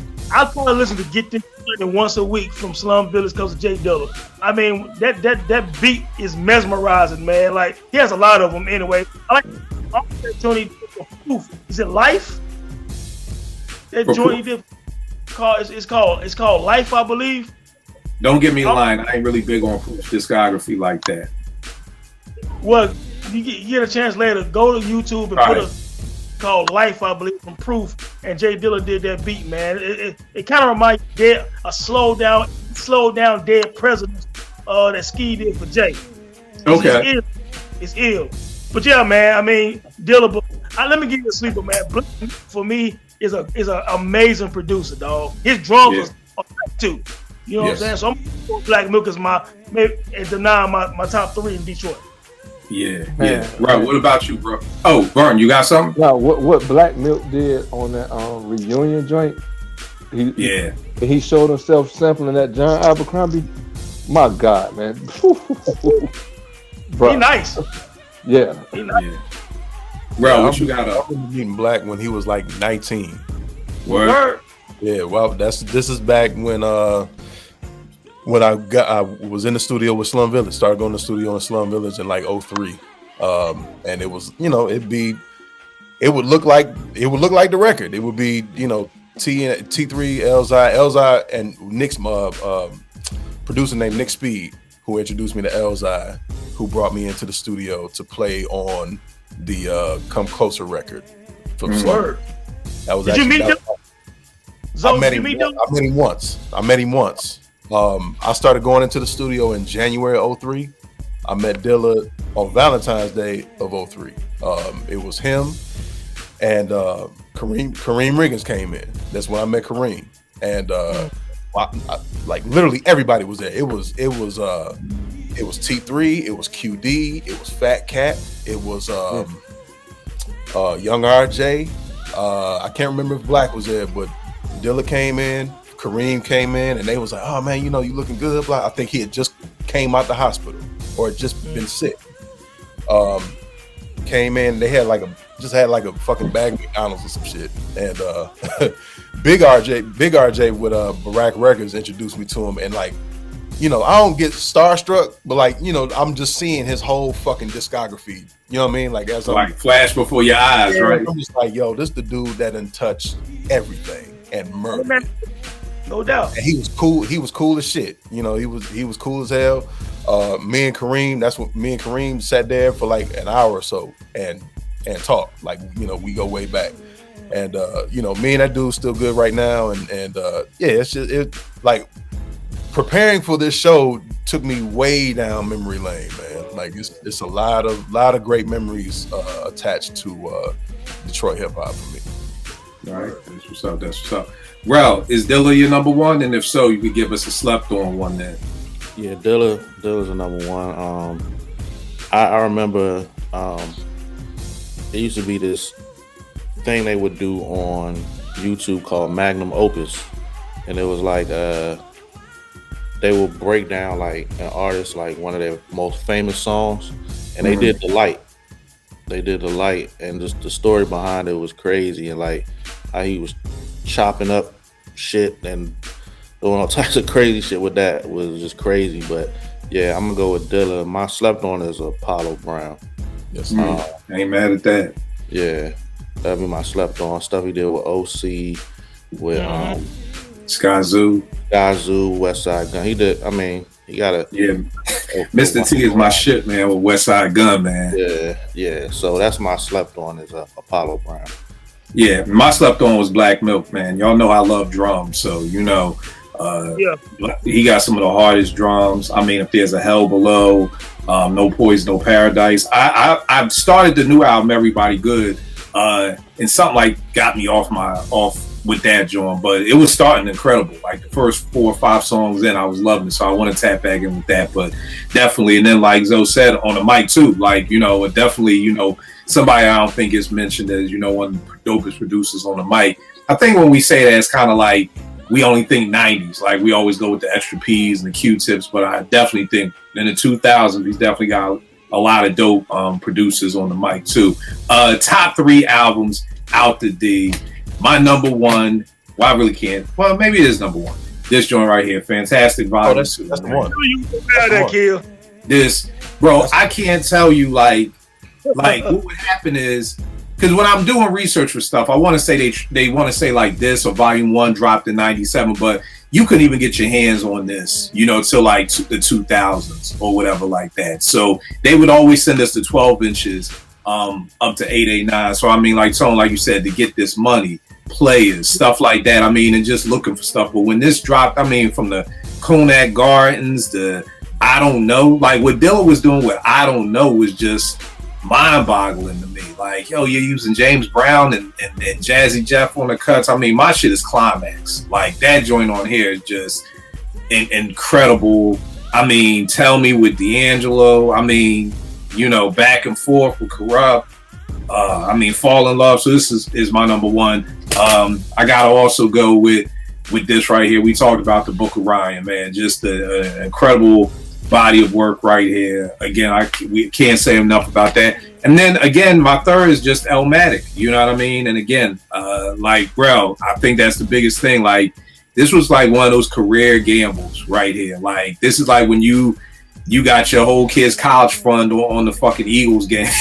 And it's like, if I lose, it's a wrap. I ain't coming back home. Like, I'm the wifey divorcing me, but if I win, we good. You know what I mean? And I love the fact that he took that gamble on himself, man. Because if you don't, who else will? You know, he went all in on this, and I think this really pushed him, because I don't know anybody who was excited about this. I had a lot of people who was like, ain't no way I'm listening to that shit. I really had to convince my man Bezo, like, yo, you really need to, I ain't listening to that shit. Illmatic.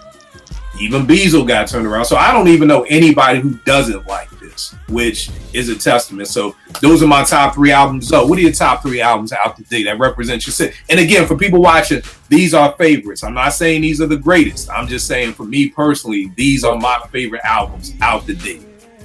Now, my personal 3 are Fantastic Volume 2. Fantastic Volume 2 literally changed my life. Like, that shit, if I hadn't heard that, like, that was the album that made me want to get into the studio and record, because I'd always played piano, keyboards, and had a sequencer, and it was going through just doing remakes of stuff and that type of thing. But it's started to kind of do my own stuff. But like hearing, actually, even before Volume 2, when I got a 12-inch from sandboxautomatic.com, right? Sandbox, you going back, bro? You going back?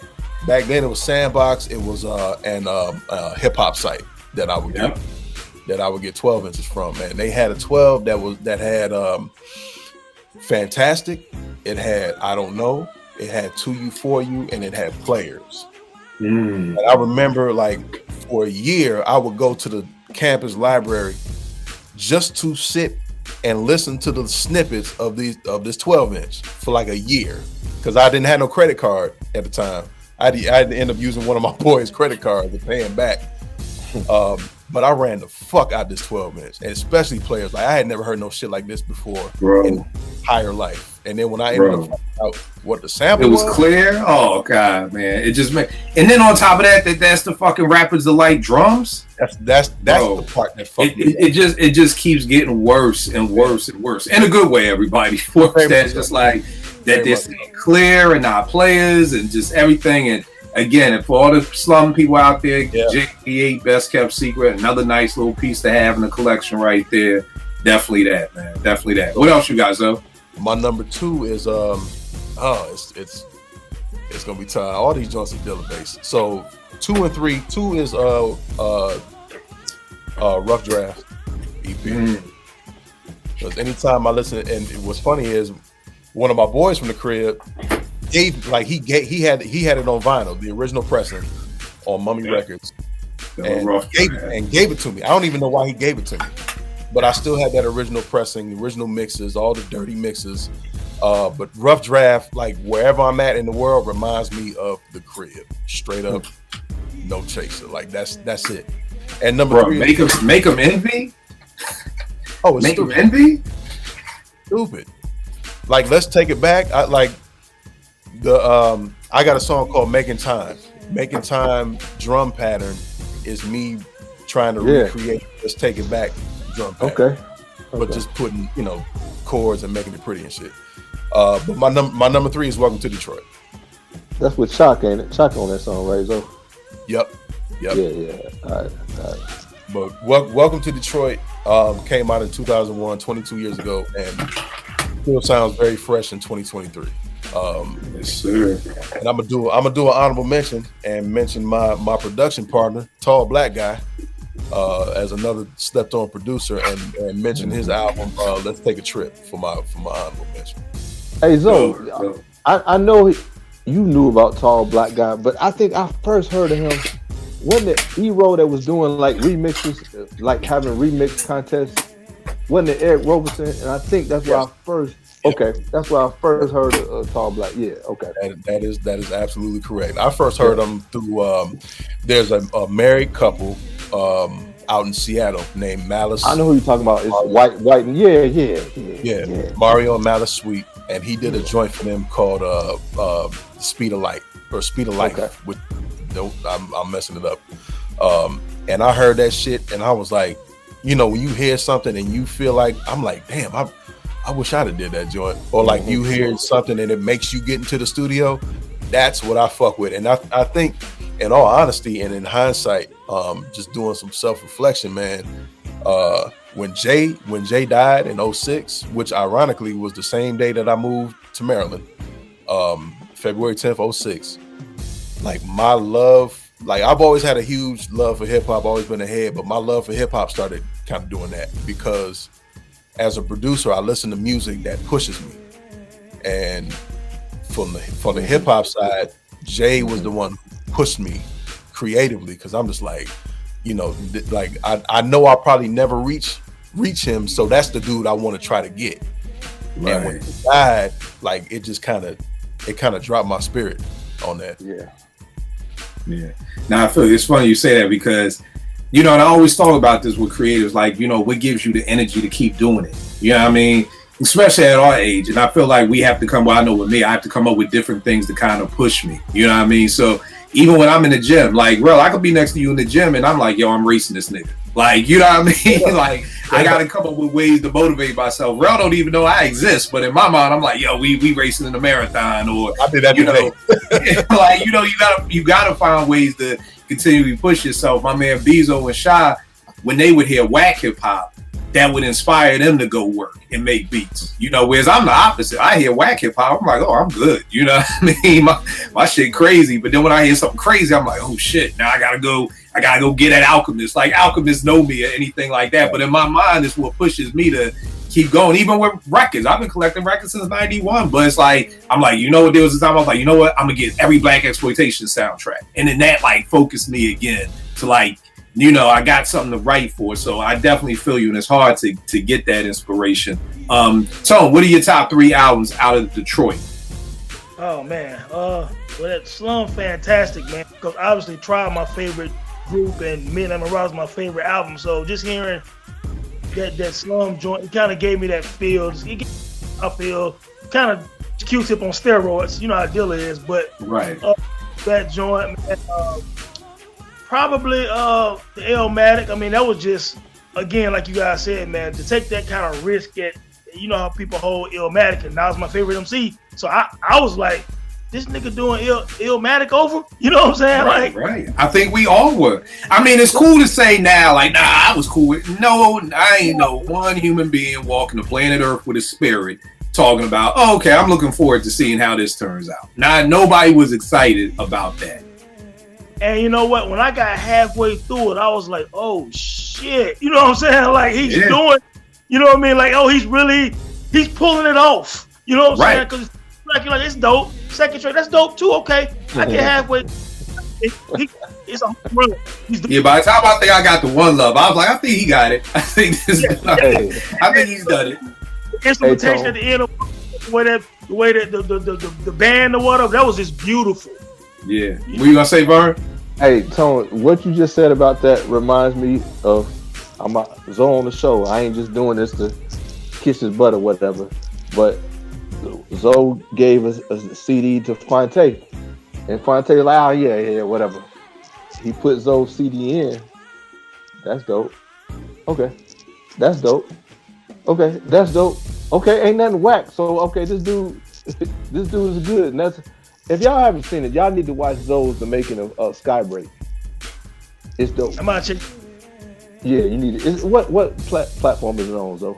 It's on now. It's on Quality TV. But what I do, man, is I'll send it to you, Kill. And all right, bet. Now I'll make sure everybody gets it. Pass it to the fellas, man. Yeah. Are you on Twitter, bro? Yeah. Yep. Yeah. Okay. Gotcha.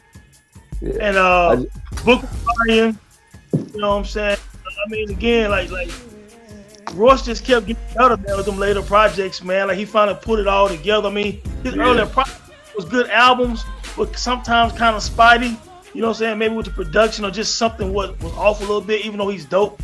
But his last couple, especially this Book of Ryan, felt like that was his me against the world. You know what I mean? That's his personable joint. That's the one that kind of everything kind of came together, man. I got Sleeper though, man. Like that Black Milk album of the year, man. I really like that joint.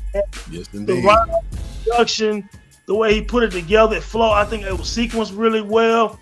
You know what I'm saying? That was a dope album, man. All right. And bro, what about you, bro?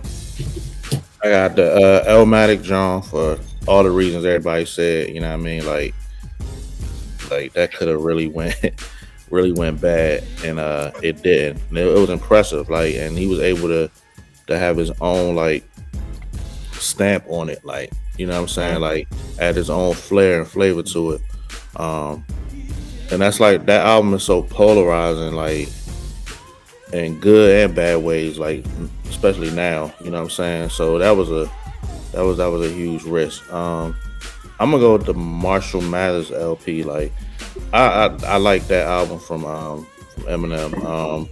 And you know, I'm not a fan of his current, more recent stuff, but that don't take away, like, you know, the skill and the impact that he had coming out. So I'm not one of them. Like, and Book of Ryan is my third one. Like I said, just a complete album from Royce. Kind of showed more versatility than he was getting credit for as an artist. Like, you know, he was just not just a rapidy rap. That John got like concepts and good solid songs. You know what I'm saying? So that was my three.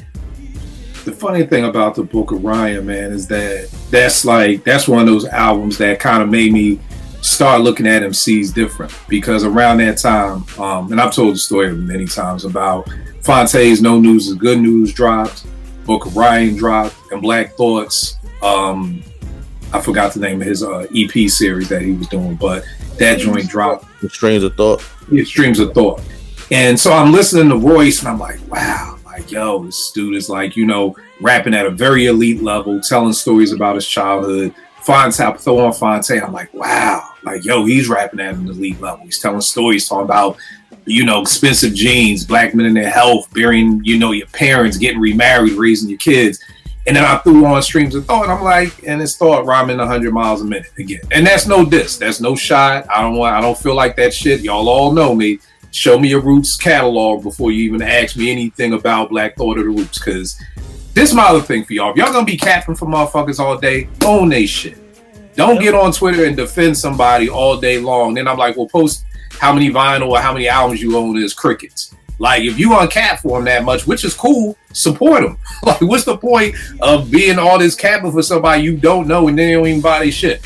But it just showed me, like, yo, it made me listen to hip hop differently, because I was like, I'm not getting what I want from Thought at that point. And that's cool. That's cool. Maybe that's not who Thought is, which is dope. He's still an amazing MC. Yes, I know he's from Philly, but it's just not what I want. I was probably 45 when these came out. I want Book of Ryan. I want, you know, No News is Good News. Because it's not like, again, they're not rapping at an elite level. It's not like they're not showing you I can still do this. They're just doing it and giving me something else that I want. So those Book of Ryan really made me look at the way I listen to hip hop differently and what I want from it now that I'm older versus what I wanted from it 20 years ago. What are you going to say, Tom? And let me say this too, just piggyback off Red real quick. Man, that Marshall Mathers LP and Eminem show, you know, I don't want to, you know, take nothing from him. The MCing that he did on them two projects, man, the different types of songs that he put together, really amazing. Even with that Marshall Mathers, when it came on, that joint Kill You or something like that, the rhyming he did on that shit, just the rhyming he did throughout the whole album, it's some of the best rapping you're going to hear. So I don't want, you know, and I did have that in my top 5 Marshall Mathers LP. I just wanted to show him some more love on that too. And I'm glad you said that too, Tone, because I know somebody's watching like, oh, y'all not giving him no credit. Again, the album-wise, that's why I said I'm very particular with my words. These are our favorite albums. You know what I'm saying? If M is in your favorite, God bless your heart. That's wonderful. You know what I mean? Start a podcast and talk about it on your podcast. What I tell people every day, talk about that shit on your timeline. You know what I mean? Talk about it all day. You got your own Twitter, my nigga. You ain't got to come to mine and talk your shit. Like, so again, it's no knock to him. I just got finished defending his ass. You know what I mean? So it's no knock. These are just our personal favorites. And my slept on to piggyback on Zoe's Welcome to Detroit. This is the box set right here. Y'all need to go out here and cop this. One of the beautiful things I love about my job is they give me a monthly budget to buy shit to just make me happy because all the shit I do for my job. So everything goes to box sets and things like this. So, but definitely very slept on album. And it was funny because when this dropped, I didn't like it. Really? I did not like it because my mouth was ready for some JD. I was like, where is the bounce? Where is that? But this was him showing I could do different things. This is the analogy I always give of you ask a waiter for a Sprite, he brings you a water. There's nothing wrong with the water. It's just that your mouth was ready for that Sprite. And when you didn't taste the Sprite, you were like, oh, yo, where my Sprite? That's how I went into this album. Like, hey, I want to hear the bounce Dilla. I want to hear Dilla. And it was just another part of Dilla, you know what I mean? And but now, you know, again, once you take a step back and you're like, all right, let me listen with fresh ears, it's like, yo, it's an amazing album. I love it. And then too, you know, it comes with this nice booklet, you know, nice joint right here, just breaking down like everything. Because if you have the OG one, it comes with little snippets of like him talking about it. This just kind of goes into even more detail of the making of that. So, talk to us a little bit about your city, man. What are some of the things that you love about the D, man, and you love being from there? One of the things, especially after like traveling and you know being able to see other people in other cities, states, countries, and things like that, is one thing I've noticed about the crib is that we don't have a lot of gray area with people. We're very, very black and white. I've had this conversation with Fonte before because you know I always equate. I mean, you know, Detroit is the home of Southern settlers, basically. You know, all of Detroit is basically came up from Alabama. You know, during the 40s and 50s, came up there to get the good the big three jobs. You know, the Ford and the Chevy and you know the GMC and all that stuff. You know, everybody coming up there to get the engineering jobs and things like that, working at the plants. And you know, there's a lot of similarities between Detroit, Chicago, and the South. You know, very, very unassuming. How can I say this? I know with the South, you know, Southern hospitality is very real. If Southern niggas got beef with you, they gonna bring you in your crib, they gonna cook a meal for you, and then they gonna kill your ass. Same thing with Detroit. Like Detroit is very like, if we don't fuck with you, we do not fuck with you at all. But on the flip, if we do, we riding out. And you know, that's one thing that I really like about if you really know where you stand with niggas from the crib. All right. You know, it's we gonna have some food for you. That reminds me of Philly. Like Philly's a foodie ass city. Bro, I told you anytime you're in Philly, just hit me, and I'm gonna take care of you. I'm gonna take care of you on that. So for sure. But yeah, if you at the crib and you want some vegan, hit like Trap Vegan, Detroit Soul Vegan. If you want like a burger, like when I go back home, me and the fellas will hit up like Basement Burger Bar, which is downtown and in Farmington. If you want to take your lady out, hit up like Savannah Blue or something like that, or Cuzzo's for the breakfast.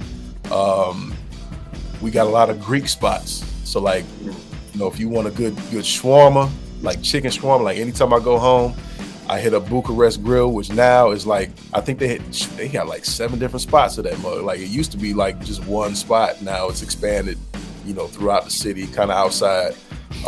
I started put my mom's onto it, put my daughter onto it. She actually ate it. I was like, wow, that's fucking crazy. She had her first cheesesteak a couple months ago. Where you took her? What was the spot? Now I'm catching that blank again. I'm gonna look at not Escobillos, right? No, it wasn't Escobillos. It was It was on South Street though? No, we were near City Center, so it was like Center City. All right. It was walking distance. I'm gonna look it back up. All right, but I got you next time. Me and Rel, you know, we got you on some cheesesteak shit. Yeah, definitely. So, I'm sorry. You performed several times down here in NC, haven't you? Man, we just performed there at the Little Brother Block Party. I missed it. That's what I thought I saw that. Yeah, but we'll be back. I think we're trying to set something up for Charlotte and Durham for second quarter 2024. It was Little Brother performed, didn't it? Yeah, it was us. It was us. It was Cool Kids. It was Crit, and then LB. That's right. Yeah, that shit was a fucking reunion. Word, man. I heard it was dope. Yeah, it was incredible. Now tell me this about the D, man. I gotta go. I'm in Detroit. I want to get my beard shaped up. You know what I mean? What barbershop I'm going to in Detroit? Being as though I have no hair, I don't know. I've been cutting my own hair since college. All right. What about Jordans? I gotta get some Jordans and some low arm out there. Every city I go to, I got a cop a pair to bring back with me. It's a tradition. So where am I going in Detroit? And I'm not getting robbed after I buy. You probably go to Somerset. Go to Somerset Mall in Troy. You can go to my folks at Burn Rubber. Okay. I think they still in Royal Oak. If I'm not, somebody in the chat correct me.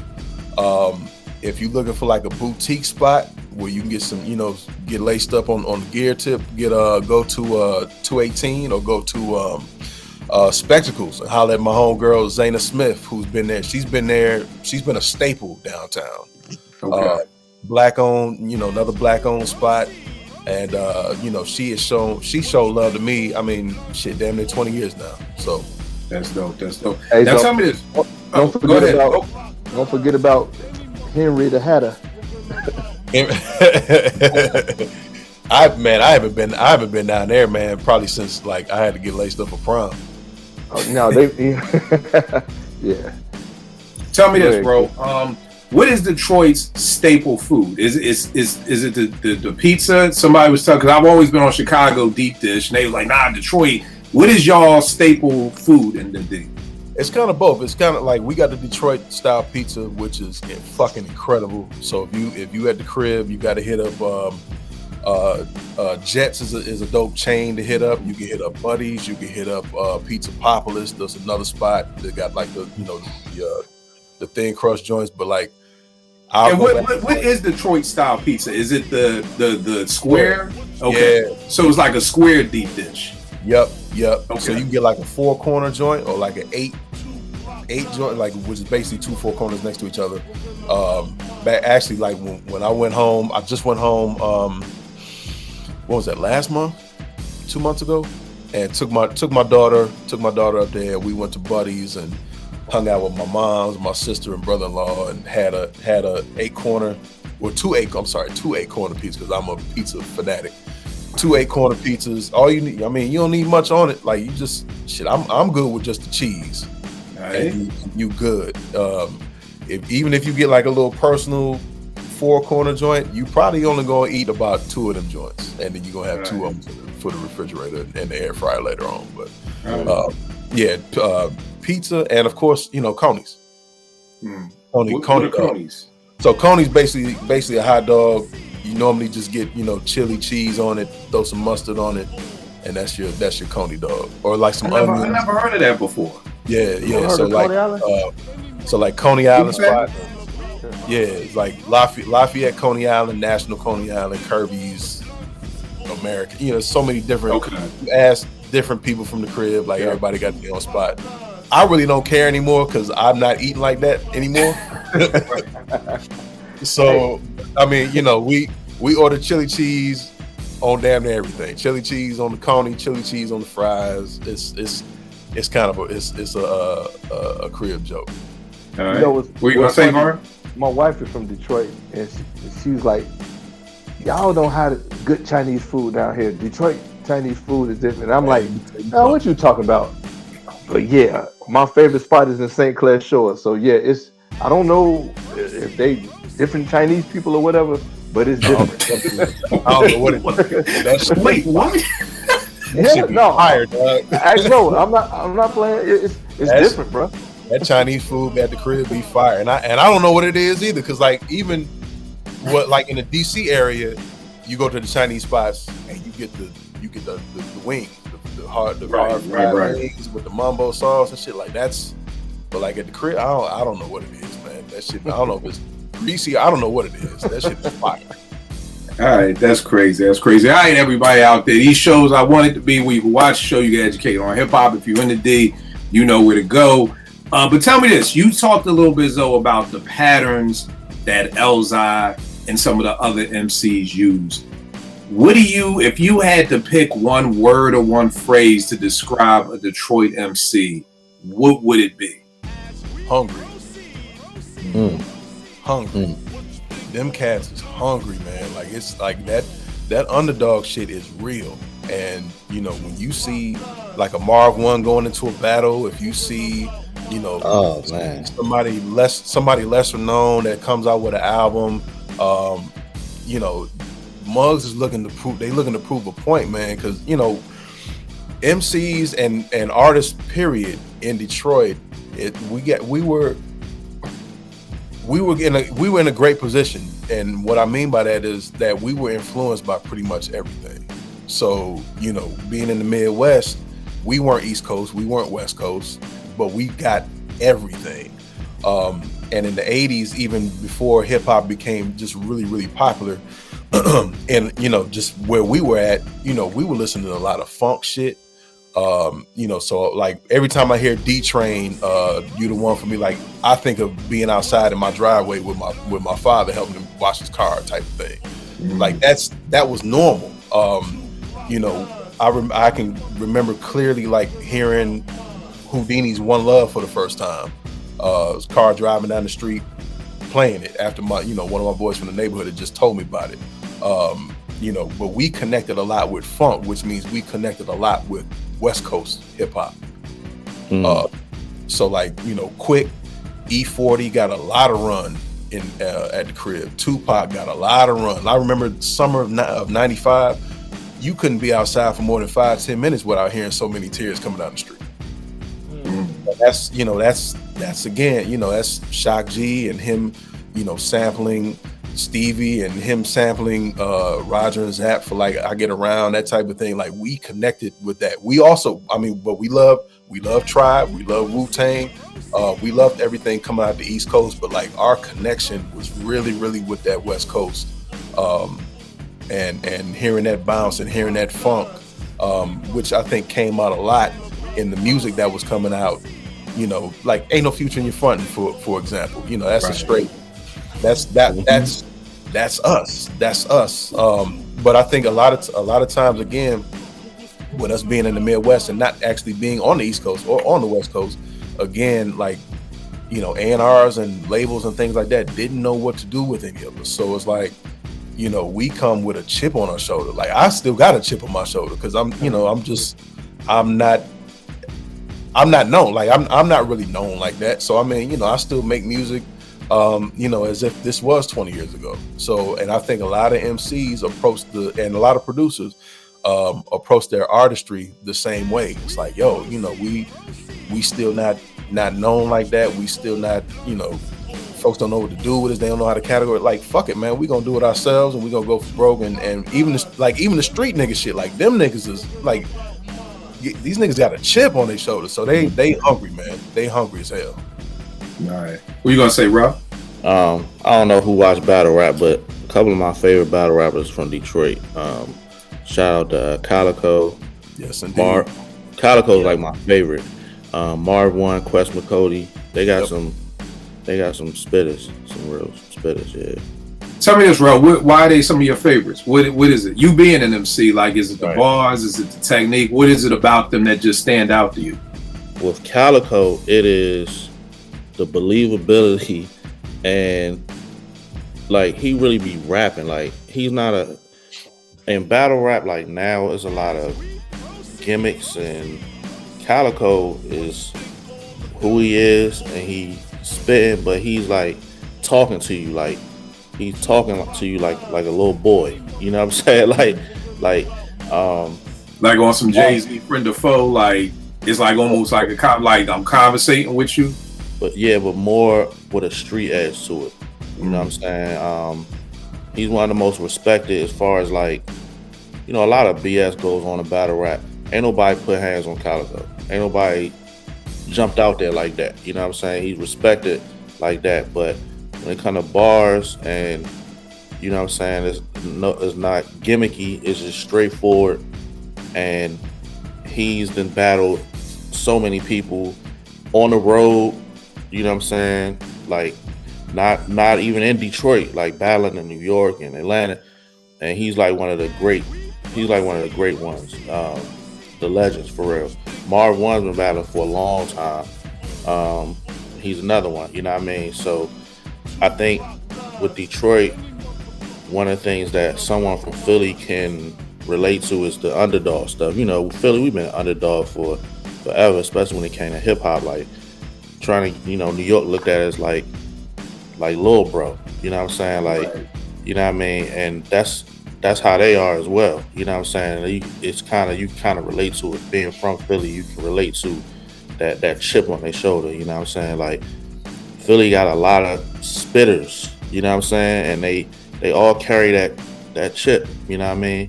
But as far as battle rap, like Calico probably like top 3 favorite for me. You know what I'm saying? If you ever, you know, get around and looking at some battle, look up some Calico battles, man. Now tell me this, is battle rap, because I've never really been into it, is that almost like the equivalent of And One? And that's no disrespect, I'm just wondering that if they're so good, can they not make the albums? Do they not get deals? You know, kind of like, you know, And One, like maybe AO, I felt like could have been in the league, or maybe Alamo, God bless the dead, could have been in the league. You know what I mean? So Marv got him though. Marv. Okay. Yeah. There's a select few that can do both. You know what I'm saying? Okay. There's a select few that can do both. A lot of, you know, y'all know how it is. Like just because you can rap, don't mean you can make a song. Right. And that'd be the problem with some of them are just straight battle rappers. And I feel like that about cats who can like play the shit out of an instrument. Right. Like just because you can play, you know, run up and down them keys don't mean you got jams like that. Right. Exactly. So that'd be the problem. Them church drummers that be doing all them rolls and riffs, like nigga, just get in the pocket. We don't need to see all that. We want that groove. Yeah. Right. All right, that makes sense. Zoe, I appreciate you guiding us through your city, good brother. Let them know everything you cooking up, what you working on, where you at, where you going, where you been. You know what I mean? Man, I'm gonna give a couple dates. We got next week we're gonna be in Houston and New Orleans on the 27th and 28th. Me and Tall Black Guy and our featured vocalist Deborah Bond. We actually gonna be in Dallas November 16th and 2 shows here in DC at Pearl Street Warehouse near the Wharf, which is what we were just talking about. Crazy. Yeah, super crazy. We're back in Oakland in December 14th, and we go back to the crib on January 26th and go overseas in London on February 25th. But we are finishing Cy Smith's album right now, who just released a single last week, produced by myself and Tall Black Guy, called Slide. And her new album is called Until We Meet Again. And we're doing all the tracks on there except one. So we got some work to do, turn it in, because she gonna release that in December. All right, that's what's up. Where can they get at you, good brother? At Zo35 for everything. So at ZO, the number 3, HREE, the number 5, IVE, and that's on Twitter, Instagram. Hit me on Facebook too. Just don't say no crazy shit. All right, Vern, the loan closer. Where can they get at you if they trying to get a crib in Atlanta, South Carolina? Where else are we now? North Carolina, Alabama. Okay. You do North Carolina too? Yes, sir. Yes, sir. Holla at me, man. At V the Loan Closer. And, you know, Zoe ain't gonna toot his own horn. Him and Cy Smith always make magic. Since the greatest weapon of all time to Lake Erie to the train. So I'm excited about a whole album of y'all, bro. I can't wait for that, man. Word. Thank you, man. Yeah. All right. Tone, Enter the Dome, one of the dopest websites, one of the dopest follows on Twitter. Where can they get at you, good brother? Appreciate it, man. Jay, just Tone in the Dome, man. For every outlet, bro. I'm there. I'll at me. It's funny. I think me and Tone probably go through the most shit on Twitter some days, man. And so funny now. People putting our names together. I'm seeing more tweets tagging both of us together. So that's hilarious, man. That's hilarious. Rel, what's good with you, good brother? Uptown Rel 215 on the gram, JBen 215 on Twitter. My album Caught in a Moment is out. The links is in my bio on Bandcamp, and it's out on all the streaming services. Just check it out, give it a listen. Executive produced by Kill, and I'm back in the lab working on something. Trying to work on something else. It's so funny because I'm dead sick, man. No, everybody watching for you. Rel has been talking about doing an R&B album called Rel Tresban. Hold on. Let me. So, I don't know where that name came from. Like one day I was talking real low, like in my Quiet Storm voice, and I said Rel Tresban, right? So I've been going with this, but I'm really making an album full of love songs. That's what it is. I'm really. See, the funny thing is I thought the shit was a joke, and I just went along with it. I thought we all were fucking joking until he texted me last week, like, "Yo, send me some R&B shits," and I'm like, "Nigga, we for real? we really doing this?" Like, and again, it's good to know he's rapping it because I thought he was singing. You know what I mean? And again, I made the mistake with DJ Quick. He had a perm. I didn't listen for 20 years. I don't make mistakes anymore. I don't want to look at Rel and be like, he don't look like he could sing. Maybe this nigga's fucking Bobby Blue Bland. I don't know, but I didn't know it was real. But he's really doing a Rel Tresban album. Yeah, so, yeah. you know, we gonna see about it. We gonna see. And y'all, what's up? TV show. We got our show, Philadelphia Steak Life. And we got our date for our 3rd episode. So check out the first 2. We got another one coming for y'all. So yep. For people who don't know, Philadelphia Steak Life. Homage, of course, Philadelphia Half-Life, my favorite Roots album. A top 5 album, I think, ever out of Philly hip-hop, in my opinion. But it's 3 Philly boys, me, Rel, and Gadget. We go any and everywhere that people claim they got dope cheesesteaks. We sit down. We explain to you if they're dope or not. You know what I mean? So definitely, first episode, we got a dud. Second episode, got a 5 mic classic out of it. So definitely tap in and tune in with that. You already know what it is with me, Kill889, Twitter, IG. The bookworm in me continues to promote this book. My brother's name is Kenny. That's Kenny Parker. This book is all about Kenny and his brother KRS-One growing up in New York. Very, very dope book. If you are a KRS-One fan, you definitely want to tap into this book. Explains a lot about it. When Zoe talks about hunger, you know, KRS is like, look, man, ain't nobody hungrier than me. I'm homeless. You know what I mean? I'm sleeping on trains. Okay, so when I'm coming to battle you, dog, there is no home to go home to. So when Zoe talks about that hunger is real. For some people, these battles and these deals, this is it. You know what I mean? So that hunger, and again, all creatives always challenge you. Find a new way to find the hunger. Like I gave my example, whether it's with looking for records, okay, I'm gonna try to find records with this kind of cover. Or I'm gonna try to, you know, there are days when I'll be like, yo, you know what? In my mind, I'm making an album for Jadakiss. I don't like Jada's beats, so I'm gonna make an album for him. And that'll motivate me to make beats. You know, as creators, we have to find ways to continually push ourselves so we don't fall into that stale place of falling off or anything like that. So dope episode, y'all, and I will catch y'all next week.